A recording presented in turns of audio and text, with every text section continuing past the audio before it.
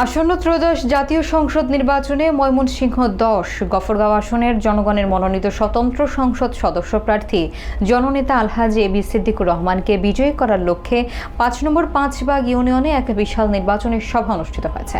অনুষ্ঠানে বিপুল সংখ্যক নেতাকর্মী এবং সাধারণ মানুষ অংশগ্রহণ করে স্লোগানে পুরো পাঁচবাগ মোড় এলাকা মুখরিত করে তোলেন।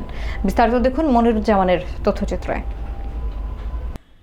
ময়মনসিংহের গফরগাঁওয়ে ৯ নম্বর পাঁচবাগ ইউনিয়নের স্বতন্ত্র সংসদ সদস্য প্রার্থী আলহাজ এবি সিদ্দিকুর রহমানের সমর্থনে এক বিশাল নির্বাচনী জনসভা অনুষ্ঠিত হয়েছে। সারওয়ার মোর্শেদ মাস্টারের সভাপতিত্বে এবং আনিসুজ্জামান আসলামের সঞ্চালনায় উক্ত অনুষ্ঠানে প্রধান অতিথি হিসেবে উপস্থিত ছিলেন গফরগাঁও উপজেলা বিএনপির সাবেক আহ্বায়ক ও বর্তমান স্বতন্ত্র প্রার্থী আলহাজ এবি সিদ্দিকুর রহমান।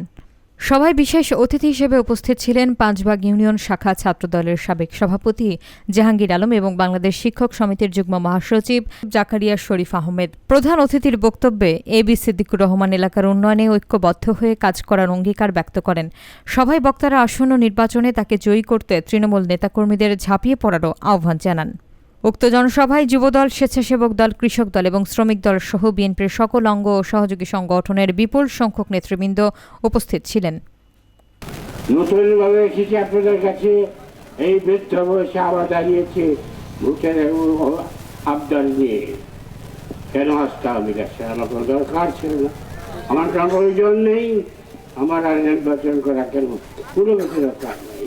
তবু শুধু আপনাদের কথা, গভর্নমেন্টের মানুষের কথা চিন্তা করে অনেক চিন্তা করেছি। আমার ওয়াইফের সাথে কথা বলছে, সে আমাকে অনুমতি দিয়েছে গভর্নমেন্টের মানুষকে তুমি বাঁচাও। এই জন্য তোমার ৫ই আগস্ট আমি নিজের চোখে দেখেছি কিভাবে তারা লুটপাট করেছে। তাই সেই লুটপাট থেকে গভর্নমেন্টের মানুষকে বাঁচানোর যাচ্ছে আমার আগমন।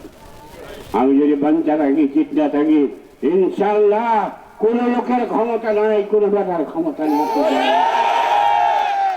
তাই আপনাদের কাছে আমি বিশেষ অনুরোধ থাকবো, আপনারা আগামী দিন সবাই ঐক্যবদ্ধভাবে এই বৃদ্ধ লোকটাকে শেষ বয়সে আপনারা সম্মানিত করবেন।